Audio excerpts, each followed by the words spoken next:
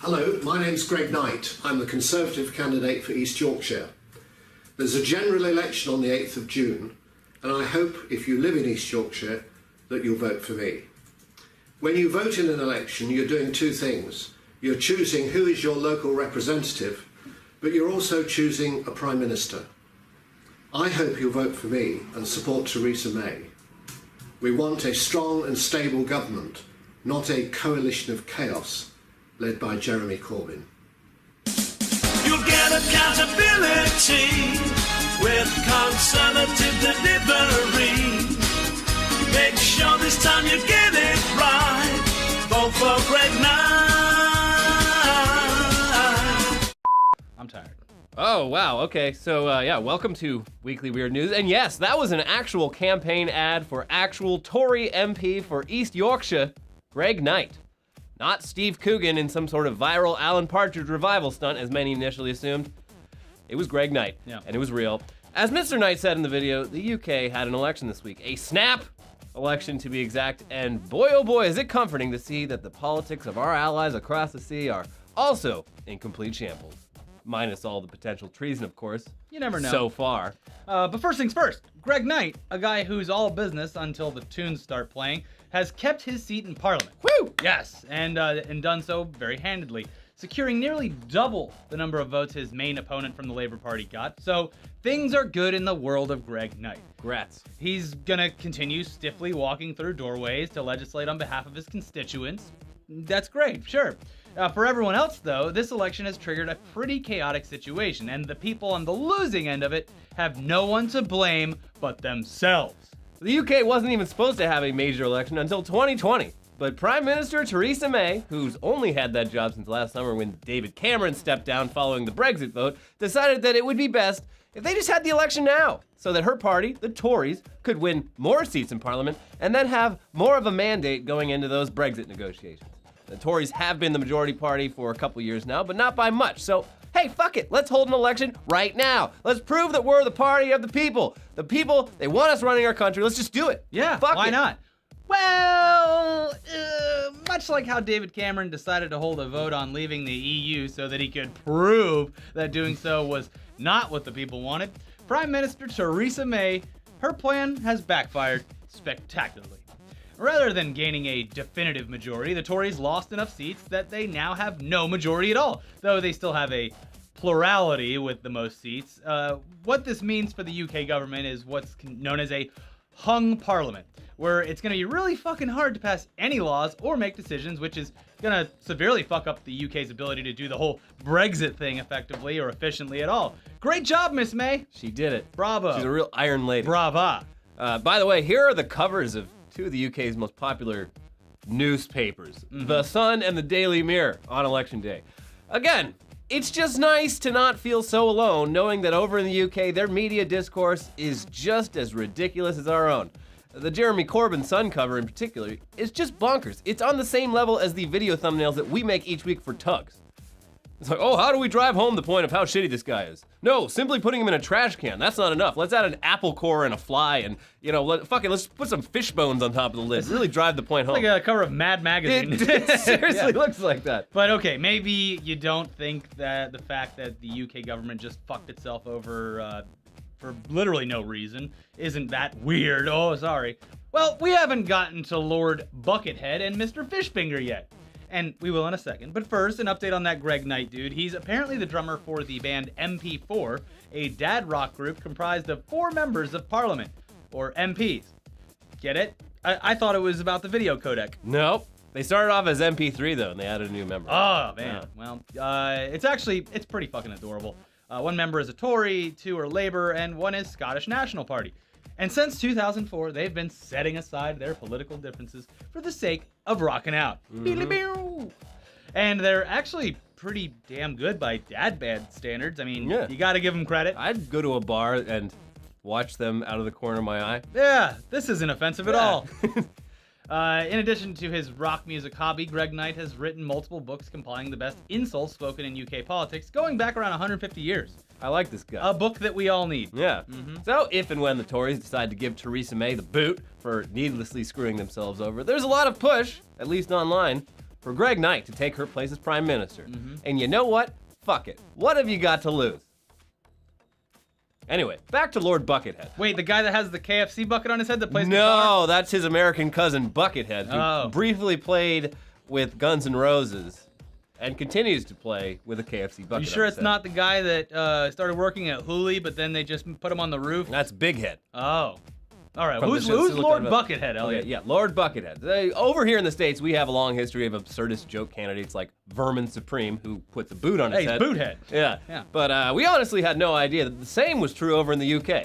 Lord Buckethead not only ran in this week's election, he's been at it for a long time, dating back to 1987 when he ran against Margaret Thatcher. And you know what? In a lot of people's opinion, maybe things would have been a lot better with Lord Buckethead. Yeah, we would have never gone to the Falklands, that's for sure. So, who is Lord Buckethead? You're all asking probably. Well, no one is quite sure. And it's unclear if it's even the same Lord Buckethead who's been running for office all these years. But he describes himself as an intergalactic space lord running on the promise of strong, not entirely stable leadership. And his policies are laid out in his 2017 manifesto. Stuff like abolishing all lords except for himself, keeping all full facial coverings, especially buckets, legal, holding a referendum on whether there should be a second Brexit referendum, publicly promising to fund the Trident nuclear weapons system, but then secretly not doing so because no one would ever know, making the singer Adele into public property, allowing the hunting of fox hunters, and free bikes for everyone. I like his free bikes for everyone because Yeah. the reasons that are behind it are great. I mean, most of these bullet points, like, the reasoning makes sense. The execution is odd. Well, but the main reason behind the free bikes is if everyone had a free bike, there wouldn't be bike theft. that's true. Yeah. And everyone be in great shape. Yeah. The obesity epidemic gone. Mm-hmm. So yeah, Lord Buckethead, he ran for the parliament seat for the Maidenhead district in Berkshire this year, which Fiction. just so happens to also be the seat that Theresa May holds. So on election night, there he was, standing on stage in Maidenhead with all the other candidates, mere feet away from the prime minister. It's surreal. He even did a dab, or at least his planet's version of a dab. Oh yeah, did he crack open a warm one with the lads after that? Crack open a room temp. Room temperature lager with the lads. Yeah. Crack open some cheeky banter down at the Nando's. All bad old jokes. He's a real sesh lord. Yeah. But yeah, Lord Buckethead, not even the only weirdo up there. Further to the right, you've got Alan Holding Loud Hope, who's the leader of the official Monster Raving Loony Party. Oh, I like that one. They've been doing shit like this since 1983. And then a little further down, there's Elmo from Sesame Street, who's running on a platform of tickling, I guess. At least they have fun, I guess. It's just funny because The like, best is that Theresa May has to be up there. yeah, with she these has people. to stand there. Like Yeah. they. It's so weird. All the candidates, they just stand on the stage for like hours, just like waiting for the votes to come in, and then when they announce who wins, they don't all leave. The winners just stands in front of the rest of them. Yeah. Well, anyways, then over in the district of Westmoreland and Lonsdale, Liberal Democrats party leader Tim Farron was challenged by Mr. Fishfinger, literally a dude in a big orange fish finger costume who decided to run after an online poll found that more people would vote for a fish finger than would vote for Tim Farron. I'm sure that they're talking about like the little... A little fried fish. Yeah. What are they called? Fish fingers. They're not called Fish fish sticks? fingers. Yeah, fish sticks. That's what we call them here. Yeah. Some people online set up a crowdfunding campaign to raise the 500 pounds necessary to register as a candidate, and Mr. Fishfinger was in the race. I'm sure it would cost a little bit more for that suit, but At least 10 more pounds. yeah. Like Lord Buckethead and Elmo and all the monster raving loonies, Mr. Fishfinger was not successful in his campaign. Oh. But he did get to stand on stage behind Tim Farron as he accepted his victory, like directly behind him, making for one of the most surreal images in politics we've ever seen. Yet. He's just right back there like, whoop, and the guy's like, we're gonna build a stronger Britain together.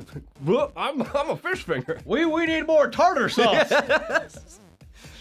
So, best of luck, UK. Yeah. In tough, uncertain times like these, it's important for our two countries to remember we've always got each other's backs.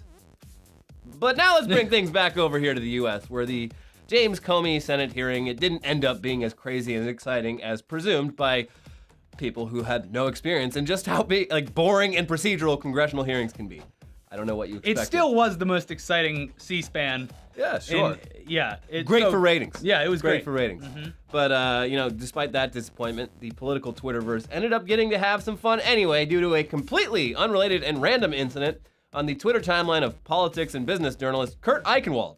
Eichenwald is most known for writing for the New York Times, Newsweek, and Vanity Fair, and his Twitter is mainly about what's going on in the news. But things took a hard left turn on Wednesday night. Yeah, so Eichenwald claimed on Twitter that he had received an extremely anti-Semitic printout in the mail featuring the message, "Danger, evil Jews in charge," with an image of an Orthodox Jew next to the earth on fire. People started replying with the very predictable, "This is fake" response, claiming Eichenwald had made the whole thing up for sympathy or something. And Eichenwald tweeted that the flyer he received was indeed real, posting a picture of himself holding the flyer up in front of his computer monitor, which had Twitter open to Twitter. Yeah. Yeah. Except, as with any time you show a picture of your screen, people, they started zooming in to see, what else is this Eichenwald guy looking at? What are his bookmarks? What are his tabs? Now, for us, the weirdest takeaway was initially that instead of using something like Pocket to save his news stories to read later, Eichenwald apparently bookmarks individual news stories to read later, which is very, very inefficient and messy. Yes. But other people noticed that one of Eichenwald's open tabs was B. Chiku, English, uncensored, 212 pictures.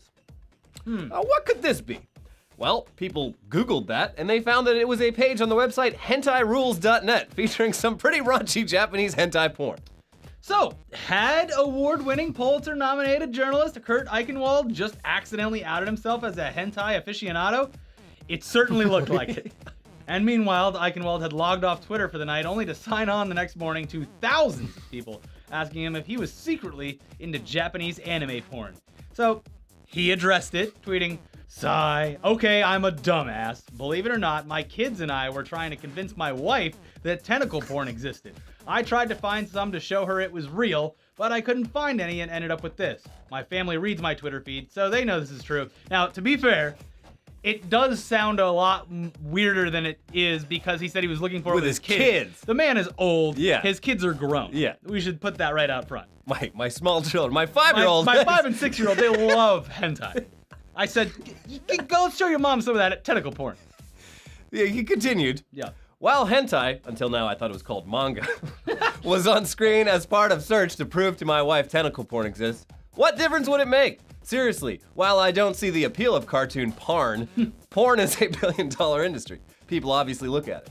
Eichenwald apparently felt that his explanation wasn't believable enough yet, though, so he continued saying, "No one hacked my account. We were searching to prove to my wife tentacle porn exists. See text convo. I only remove names and drug names." Open and shut case. And yeah, there's a text convo between Eichenwald and his wife, mostly about their dogs and about him having a headache and needing to pick up his epilepsy meds. And then down at the bottom, "Teresa, I'm sorry, this is a stupid question. We're our adult sons, and I trying to prove to you that tentacle porn exists? Yes, still amazes me." Eichenwald continued tweeting because everyone knows when you're in a hole, the only way to get out of that hole is to dig all the way down to China and come out the other end. He continued tweeting, responding to people's questions about why the hell he and his kids were trying to show his wife tentacle porn, writing responses like, "We often say we have the oddest conversations of any family out there. All our kids are adults." The vast majority of his replies are like, "My kids are grown. They're in their 20s. My children are adults." Stop, they're not 12.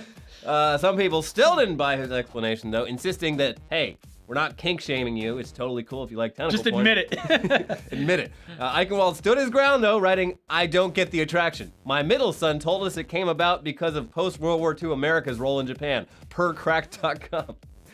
And okay, hold on now, Eichenwald. Side note, that is just straight up inaccurate. So you know the most famous Japanese painting ever, Under the Wave of Kanagawa by Hokusai? Well, here's another painting of his called The Dream of the Fisherman's Wife from 1814. So America had nothing to do with this. Japan has been into tentacle porn as long as they've been drawing lines on paper. Well, listen, just admit it. It's fine. Admit it! Still, okay, even though they're grown, I can't imagine being like, hey, because tentacle porn, you would assume it's like some of the most extreme. Well, so apparently, like, they were talking basically about he had other tweets saying, like, it was like Rule 34 stuff where his sons were like, no, like, guys, there's porn of everything. But who has this conversation? I guess they're a cool liberal They're cool, family. liberal, like, I know families where, like, yeah, I know some families where this conversation would make sense. Not my family. No. Nope. Not my red state family. Nope. Although he lives in Texas. Well, he's probably on some kind of list He's on a somewhere. list now. Yeah. Anyways, Eichenwald's explanation is pretty believable if you've ever been around a family who doesn't have a giant stick up its ass like Elliot. I could never imagine this. Hey, Mom, check out this tentacle porn. Oh, that's fun. I guess Rule 34 sure does exist. My mom doesn't even use the internet. Probably for the best. She has like 5 Facebook accounts because she kept forgetting her login. Oh, so yeah, she kept I got making more. I got a couple relatives like that with like, Yeah. I think my mom has 2 and my dad has 2, And but my- like I have aunts with like 6 of Yeah, them. my brother ended up just deleting all of them for her. Whatever. Sounds like the Eichenwalds, they'd be a fun group of people to have a barbecue with, unless squid was on the menu or octopus. Yeah, or... that's true. Things might get weird then. No seafood. Hey, honey, see if you can put this up your pussy. Hey, the kids said it was cool. And I told you. I told you they were into it. Just proved a point. Anyways, hey, maybe Kurt Eichenwald, maybe he is secretly like really into hentai. We don't know. We'll never know for sure, but whatever. Speaking of barbecues, though, and dads, Father's Day's coming up, and that can be tough for people who live far away from their family to spend the day out at the grill with Papa. That's the case for a group of friends in Spokane, Washington. Spokane? I've been there. I still said it wrong. They recently decided, although their own dads aren't going to be around for the holiday, that doesn't mean their barbecue has to be totally dad-free. Yeah. So they posted a help wanted ad to their local Craigslist titled "Needed Generic Father Figure for Backyard Barbecue," where they explain that while they all know their way around the grill, none of them are prepared to fill the role of barbecue dad. So they're looking for someone available from 4 p.m. to 8 p.m. on Father's Day, whose duties will include grilling hamburgers and hot dogs whilst drinking beer, bringing their own grill, referring to all attendees as big guy, chief, sport, champ, etc. whilst drinking beer, and talking about dad things like lawnmowers, building your own deck, Jimmy Buffett, etc. Funny anecdotes are highly encouraged, all whilst drinking beer. I like that, like, ever since the 70s, the role of dad hasn't really changed. No. Just give me a shit nickname and listen to Jimmy Buffett. Ride a lawnmower or drive a lawnmower and build a deck and you're a dad. Oh, don't you dare open that. Ain't ready. You're going to let the heat out. What did I tell you? You ruined your awesome shirt. Your beautiful shirt. Anyways, it sounds like a gig most people would gladly agree to, but there were some conditions, of course. You can't just be any dad.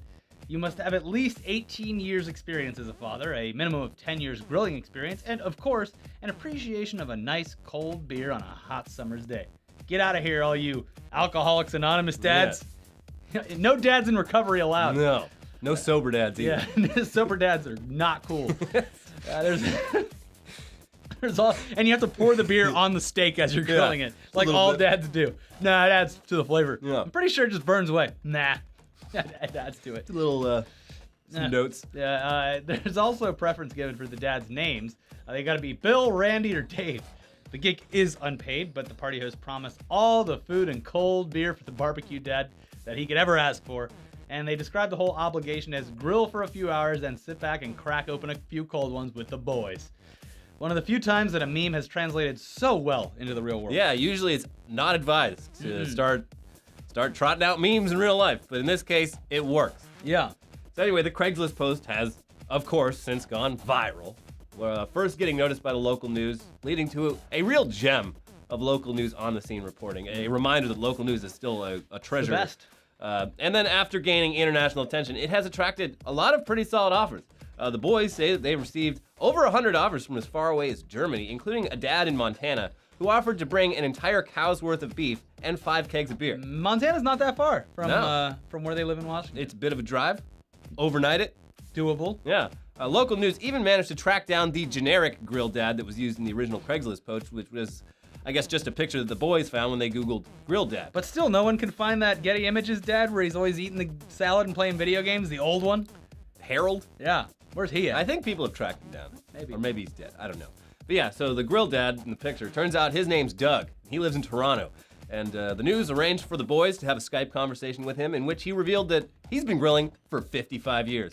And Lots of experience. Yeah, the boys even got to ask him, what's your favorite kind of cold one to crack? Though, for whatever reason, the local news report did not show Doug's answer to this very important question. Well, we're an Anheuser-Busch family, and he was probably... Well, he's in Toronto. It's probably like Molson or some shit. Molson or, yeah, Labatt. Yeah, Could be.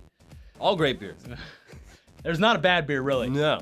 If you're in a pinch. Yeah, especially if you're If we're talking strictly cold ones here. Oh, and especially on a hot summer day, Yeah. you don't want to be down in double IPAs. You're just, oh, God. Oh, My, can I get a dry your mouth out. stout at 2 p.m. on a Fuck 90-degree day? No. Fuck that. Go get a cold shit fucking Coors Yeah. Light, and you'll be good to go. Natural you can drink light. them all day. Yeah. You'll be fine. It's water at that point. I mean, don't drive, but you can walk home. drink too many IPAs, you're going to get heat stroke. Yeah, you'll be pissing brown. Yeah. Anyways, however, with so much attention and so many great potential generic father figures for the boys to grow with, it shouldn't come as a surprise that they've now moved the goalposts a bit and have decided their new strategy is go Bill or go home. Bill or bust. And by Bill, they mean Bill Murray. If they can't get Bill Murray to come and be their girl dad, they might not even have the party at all. What a fucking bunch of jerks. Come on. It seems kind of ridiculous. I mean, a guy in Montana offered an entire cow and 5 kegs. Why push it, boys? But then you got to remember that Bill Murray does have a long history of randomly showing up to people's parties unannounced and then mysteriously disappearing into the night. So it's not out of the realm of possibility. And honestly, if it ends in Bill Murray cracking open a cold one with the boys, it'll pretty much be the most successful meme in history. So please, Bill, if you're watching, I love Stripes, and do it.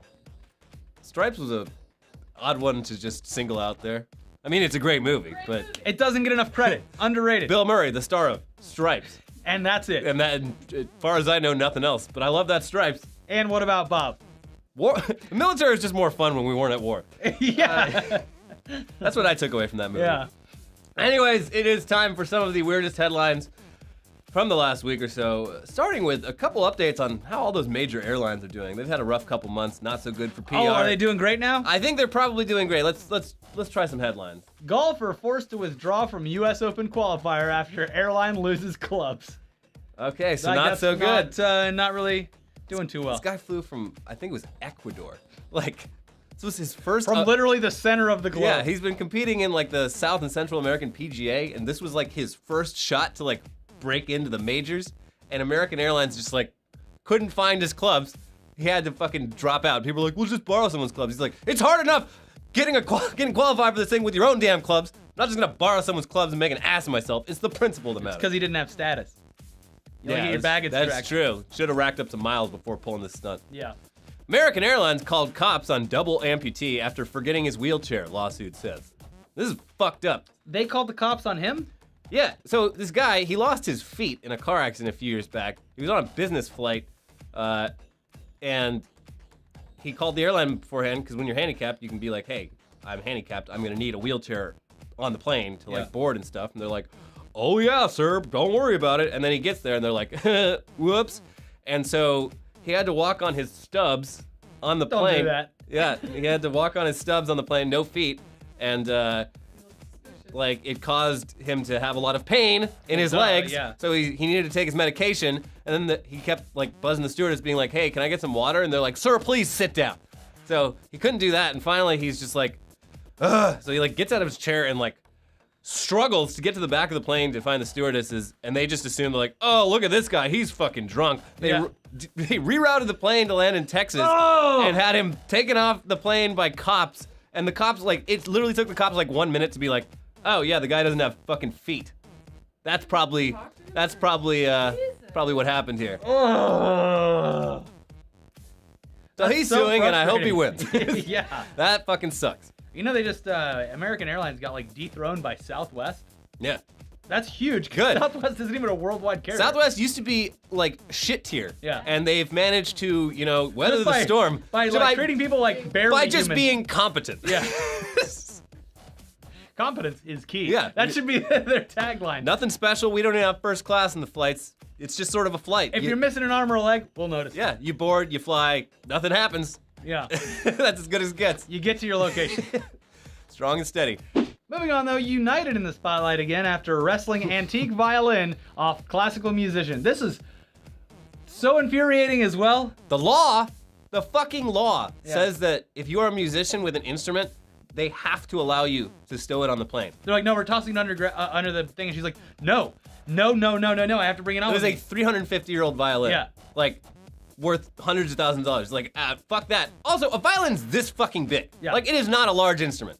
Like, and this is, United Airlines had that whole thing like 4 years ago where they did the same thing to a guy with like a $2,000 guitar Yeah. who was like on his way to a gig, and they're just like, yeah, no, you're gonna have to stow it. And then he watched in horror as they unloaded the plane, just like threw it onto the tarmac, and the case opened, and it was just like broken. And they were like, well, we can give you $200. And he's like, no, I'm gonna make a viral song about this. Yeah, fuck you guys. I'm gonna make that YouTube money. Well, I mean, at the very least, she avoided any scorpions that might have been rummaging around in the overhead compartment. Yeah, Scorpions, they go straight after those violins. they do. They love them. God forbid you bring the Stradivarius or whatever it is on there. But now there's more. British Airways system outage caused by IT worker accidentally switching off power supply. Their entire network was down for like 8 hours last But I weekend. bet it runs a lot smoother now. Because you turned it off, you turned it on. Just gotta cycle That power. system cache. People are just like, okay, I mean, it makes sense that there would be a switch to turn it off, but like, you'd think there would be, a failsafe, like backup power supply. Or like some, maybe like a glass thing covering it. Yeah. So it's like, hey, by the way, Yeah. this shuts down all operations. Yeah. Just, okay, no more British Airways. Yeah, like It cost them like 50 million pounds for Yeah. all the refunds they had to give. all I can think about now is that someone was probably like leaving the room and was like, oh, I better turn these lights off. I don't know what the switch looks like, but I'm sure it needs a little more I protection. would assume it was big and red. Yeah. And had like X's around it. But maybe it's No. just, maybe it's just a light switch. It's like, oh well, the outlets that control the server, it's connected to this switch. We couldn't figure out how to reroute the electrical Yeah. wire. It's a big problem. Yeah, when you turn the lights off, you also turn off the Yeah, the the rest lights of the in the outlet. bedroom, they'll go on, but it'll turn Yeah. the bathroom light on at the same time. It's a mess. It's a mess. Electricians are expensive. Yeah. But let's move away from airlines Yeah. for now. I'm sure there'll be plenty next week. It never stops. People rescued after apartment removed stairs. The best part about this is the news report. Yeah, is it where another great local news, just Yeah. like excellent reporting where so these shooting up at these people like talking yeah, to them and like the residents who were trapped on the second floor of this apartment that had no stairs. Yeah. They were holding the news microphone. So I wish they had kept the shot of them being like tossing it up there. Got it. Yeah, like the apartment was there's just like one day just no stairs. There was no other exit. No. Wow. The fire department had to come with like a ladder and like this was down south. I think it was in Georgia, and just the fire captain or whatever, just the best Georgia accent ever, explaining like, it was probably illegal for them to do this. Well, they posted notices. That's true, but Notices don't work. I don't know. There's a lot of shitlord apartment managers out there, and sounds like this might have been one of them. Yeah, happened recently. They paved the road out in front of my. Yeah. From my place, they put one piece of paper on each apartment complex on the entire road. The street was just covered with cars that had tar all over them because obviously no one fucking read it because it was on the front door of a giant complex. Yeah. Whoops. One of my neighbors had signs on the side of the street that says no parking 6 a.m. to 6 p.m. for like a month, even though no work has been done. And people just park there now. Like, some of One day. my brave neighbors just were like, you know what, fuck this. And they started parking there and nothing happens. Yeah. The signs are still there, so I don't know what's going on. Risky. Who knows? Maybe they put those signs up themselves so no one else would park there but them. You ever think about that? Maybe they did. Yeah. Pilot Parking is hard here. Pilot hits alligator while landing plane at Orlando Executive Airport. He fucking killed that alligator. Good. It was a big Yeah. enough plane to do that. They're tough. Yeah, it was a small plane. Apparently the alligator was just dead center on the runway. Came down. The alligator actually tried to take a bite out of the plane. yeah. But an airplane landing on you is probably gonna kill you. So he's dead. And all the people at the small airline, they're like taking pictures next to the dead alligator, like, oh shit, hey. This place is wild. Gatorland is a short drive away. They can go take pictures of real alligators. Yeah. Man who mowed lawn with tornado behind him says he was keeping an eye on it. I didn't know there was tornadoes in Canada. There's a lot of things you don't know about Canada. Yeah, this like the background, like it looked like fucking South Africa or something, but no, it's Canada. The whole middle part is just like Texas. Yeah, apparently. Just plains and yeah, but and not alligator killing plains, like the plains, like yeah, it's just natural dirt, plains. Dirt. Yeah. There's a big fucking tornado. Yeah. And the guy's just like, you know what? This lawn. I said I was gonna cut the grass today. And I finally worked up the motivation to do it. And by God, I'm gonna do it, and then I'm gonna have a beer. Yeah. Hank Hill would prove. Yeah, he would. North Korea accuses Trump of being selfish over Paris Climate Pact. Just a perfect headline. What the fuck? I love Kim Jong-un now. No. No.